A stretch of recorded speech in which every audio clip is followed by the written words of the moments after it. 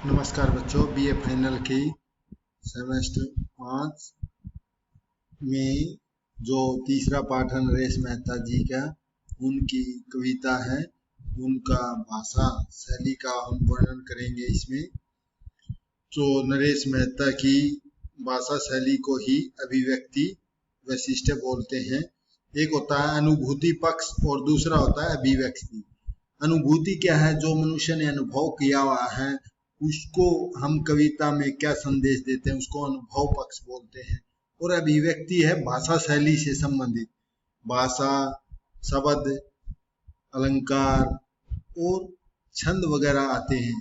अभिव्यक्ति पक्ष, भाषा शैली। और अनुभूति क्या होती है? संदेश होती है, उसकी आत्मा होती है। तो यहाँ अभिव्यक्ति पक्ष का अच्छी तरह से वर्णन करेंगे जो नरेश मेहता की है। अनुभूति पक्ष, यदि काव्य की आत्मा है तो अभिव्यक्ति पक्ष काव्य का शरीर है, यानी कि बाहरी रूप है। काव्य की उत्कृष्टता के लिए उसके अनुभूति पक्ष के साथ साथ अभिव्यक्ति पक्ष का भी, यानी कला पक्ष का, जो अभिव्यक्ति पक्ष है उसको क्या बोलेंगे? कला पक्ष भी सुंदर और उत्कृष्ट होने चाहिए, उसमें अच्छे अच्छे शब्द होने चाहिए जिससे उत्कृष्टता है उसमें। श्री नरेश मेहता के काव्य में अभिव्यक्ति पक्ष भी उतना ही उत्कृष्ट है जितना अनुभूति पक्ष है।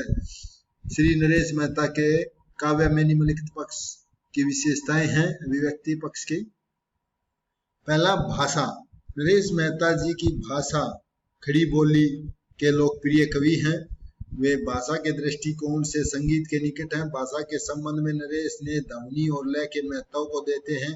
उनकी शब्दावली सरल सहज, संक्षिप्त और लघु समासिक पदावली से युक्त है। उनकी भाषा में ढलकर व्याकरण की कठोरता भी कोमल हो गई है। नरेश की काव्य भाषा में माधुर्य क्या है? मधुर, मिठास, चित्रोक्ता, कोमलता की मात्रा विशेष है।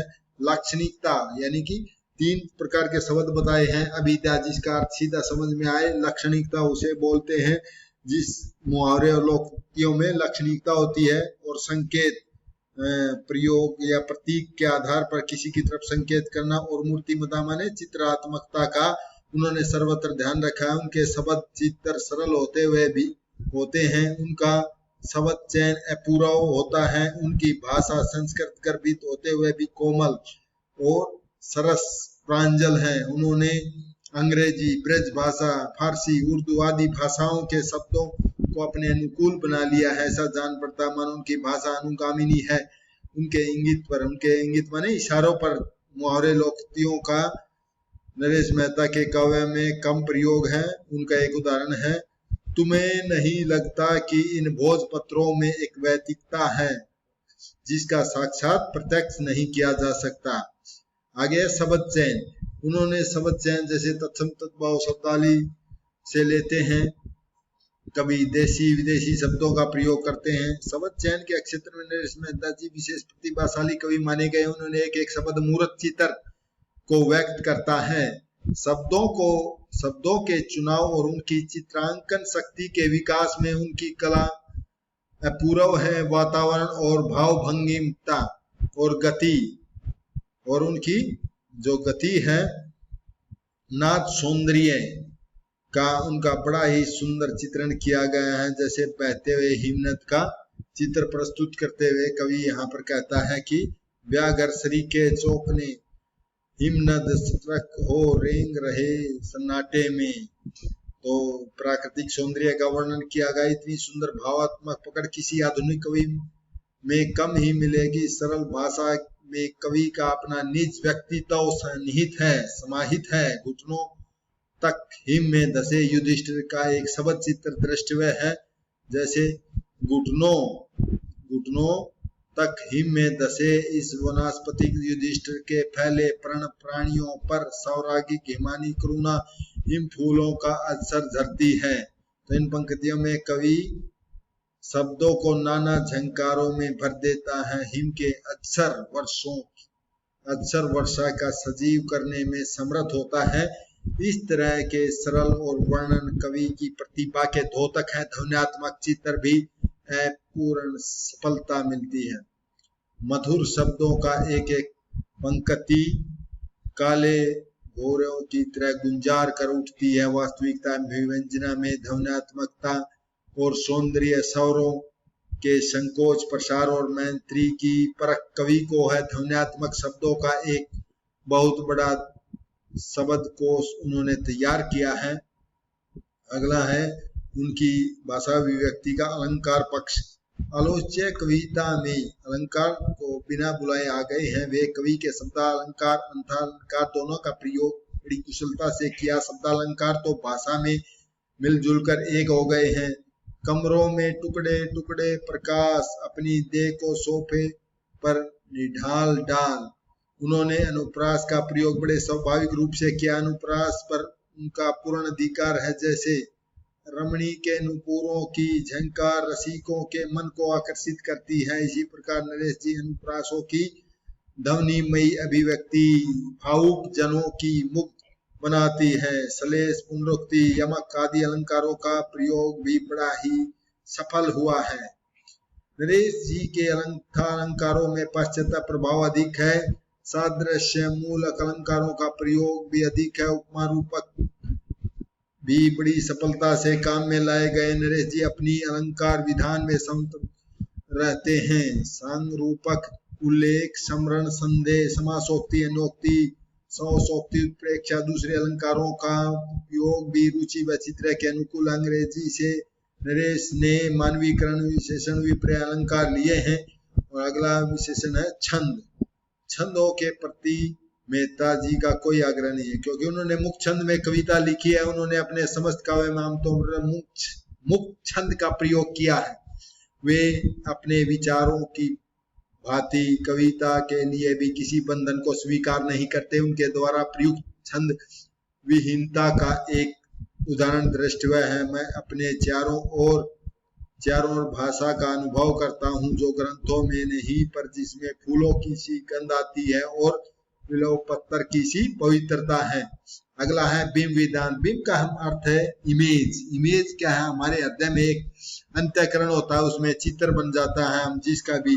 तो कवि है जो अनुभूति इंद्रिय पक्ष का अनुभव उनको अपनी काव्य में प्रयोग करता है। नरेश मेहता ने अपनी अभिव्यक्ति के लिए जिस बिंब विधान का चयन किया है अत्यंत उच्च कोटि का है। उनके काव्य में इंद्रिक अनुभूति परक, अभिव्यंजना परक बिंबों का भी प्रयोग खुलकर हुआ है। इंद्रिय बिंबों में दृश्य बिंब की प्रधानता है। उनके काव्य में प्रयुक्त दृश्य बिंब का उदाहरण यहाँ है, जिससे कहते तुम यदि होते रहा भले ही तपती होती, पर बातों का ध्रुम जल मृग जल कुछ तो होते हाँ नदी भी दिखी है। अगला है शैली। अभिव्यक्ति पक्ष के अंतर्गत शैली का भी प्रमुख स्थान है। शैली वह एक तरीका या ढंग होता है जिसके माध्यम से कोई रचनाकार अपनी अभिव्यक्त करता है। नरेश मेहता ने अपनी काव्य अभिव्यक्ति के लिए विषय के अनुरूप अनेक शैलियां हैं, जैसे वर्णात्मक, भावात्मक, प्रतीकात्मक, आत्मकथात्मक, संबोधनात्मक और प्रसन्न संवाद शैली का प्रयोग किया। विचारात्मक और चित्रात्मकता का प्रयोग किया है। संबोधन और आत्मकथात्मक शैली उनकी प्रिय शैलियां हैं। संबोधन के प्रयोग का उदाहरण इस कविता से वापसी में कह रहा कवि, मेरी अरण्यानी मुझे यहाँ से वापस अपनी धरती अपनी शाश्वती के पास लौटना होगा, ताकि मात्र मैं एक कवि न रहकर अपने समय की बड़ी घटना बन सकूं। इस प्रकार नरेश मेहता जी की काव्य की अभिव्यक्ति पक्ष अत्यंत सशक्त है और अपनी अभिव्यक्ति हेतु कुछ नए प्रयोगों के किए हैं, तो वे परंपरा पर भी कायम रहे हैं। यही प्रश्न है। एक प्रश्न और देखते हैं हम इसका। मंत्रगंध भाषा कविता का कथ्य अपने शब्दों में स्पष्ट कीजिए। प्रश्न कई बार आया, 4 नंबर का आएगा। और इसमें यह कवि क्या कहना चाह रहा है? मंत्रगंध और भाषा कविता में कवि यह कहना चाहता है कि मंत्रों में ही केवल गंध नहीं होती, बल्कि उसका अस्तित्व भाषा में भी होता है। कोई विश्वास नहीं करता कि फूल भी मंत्र होता है, परंतु फूल में जो गंध आती है वह एक मंत्र के समान है, परंतु कवि मानता है फूल ही नहीं बल्कि संपूर्ण वातावरण में मंत्रों की उपस्थिति है। यानी हमारा वातावरण में एक सन्नाटा छाया हुआ है। जब हम एकांत और शांत होते हैं तब हम सन्नाटा को सुनते हैं। तो उसी प्रकार कवि भी कह रहा है कि हमारे संपूर्ण वातावरण में एक ऐसा मंत्र है जिस भाषा को कवि अनुभव करता है वह ग्रंथों में नहीं होती। फूलों जैसी सुगंध, बेलपत्रों जैसी पवित्रता ग्रंथों में कहाँ है। कवि का कथन है पृथ्वी को चाहे कहीं से स्पर्श कर लिया जाए उसमें वैदिक मंत्र का एहसास होता है। देवदारू के वृक्ष उपनिषद जैसे होते हैं, उपनिषद जैसे प्रतीत होते हैं। भोजपत्रों में भी जो पत्तों पर कविता लिखी जाती है, भोजपत्रों में भी एक वैदिकता है। वैदिकता मतलब क्या है? जो वेद लिखे गए थे सबसे पहले जो बड़े बड़े पत्तों थे उन पर लिखे गए थे, तो उन भोजपत्रों में क्या है? वैदिकता है। और पर्वतों से उतरने वाले झरनों भी मंत्रों का पाठ करते हुए प्रतीत होते हैं। ऐसा लगता है मानो वनस्पतियां भी गायत्री छंदों, जो गायत्री मंत्र का पाठ कर रही है। इन सब में एक ऐसी भाषा जो ग्रंथों में नहीं, जो कृष्ण पक्ष और शुक्ल पक्ष की सूर्य की किरणें कवि को यजुर्वेद जैसी प्रतीत होती हैं, क्योंकि यजुर्वेद में शुक्ल पक्ष और कृष्ण पक्ष का यथार्थ रूप से वर्णन किया है। तो जो शुक्ल पक्ष होता है उसमें चंद्रमा निकलता है, पूर्णमासी आती है, अंधकार रहता है, उसको कृष्ण पक्ष बोलते हैं। तो ये यजुर्वेद में वर्णन है। तो ये शुक्ल पक्ष और कृष्ण पक्ष हमारे को यजुर्वेद जैसे प्रतीत होते हैं। प्रकृति से उत्पन्न होने वाली गंध को कोई नाम नहीं दिया जा सकता। यह गंध केवल फूलों तथा अन्य उपादानों में होती है।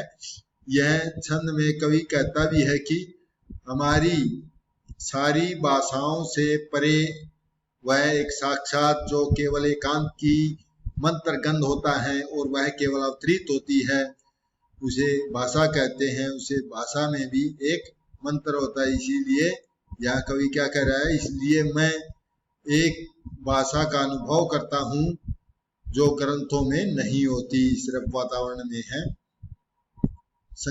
संक्षेप में कह सकते हैं कि प्रस्तुत लघु कविता में कवि ने स्वयं को प्रकृति से जोड़ने का प्रयास किया है। मेहता जी ने सर्वथा नवीन शैली का द्वारा प्रकृति का बड़ा ही सुंदर मार्मिक चित्रण किया गया है। कवि प्रकृति के विभिन्न उपादानों को ग्रंथों की भाषा से भी सर्वश्रेष्ठ मानता है। अगला प्रश्न है, कवि हरियाणी से वापसी क्यों करना चाहता है? एक प्रश्न 4 नंबर का आ सकता है ये।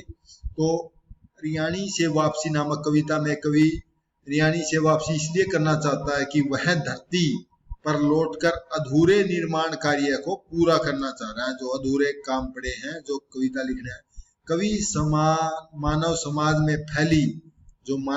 में फैली हुई समस्याओं का समाधान करने के लिए स्वयं धरती और उस पर रहने वाले प्राणियों से जोड़ना चाहता है। वह केवल एक कवि न रहकर अपने समय की सबसे बड़ी घटना भी बनना चाहता है। यही कारण है कि वह वन प्रदेश को त्याग करके वहां आना चाहता है। मेरी हरियाणी, मुझे यहाँ से वापस अपनी धरती, अपनी सनातनी के पास लौटना होगा ताकि मैं मात्र एक व्यक्ति, केवल एक कवि न रहकर अपने समय की सबसे बड़ी घटना बन सकूं, यानी कि एक कविता लिख सकूं। आगे कवि कहता है कि कविता के विचारानुसार कविता एक उत्सव है। कविता क्या है? उत्सव है। नष्ट हुई इस पृथ्वी के लोगों को पुण्य उत्सव के समान मनाने के लिए कविता से बढ़कर कोई दूसरा उत्सव नहीं है, क्योंकि कविता लोगों के हृदय में पावनता, पवित्रता पैदा करती है। इसलिए कवि कहता है मनुष्य का कविता हो जाना ही उत्सव है। और कवि करोड़ों लोगों के बीच एक कविता बनकर, एक घटना बनकर घटित होना चाहता है। कवि उदाहरण देता है, वह कहता है कि महाभारत के युद्ध में 18 दिन तक महाभारत का युद्ध में रक्त स्नान के बाद श्री कृष्ण की वैष्णवता ने इतिहास का भगवान बनाया था।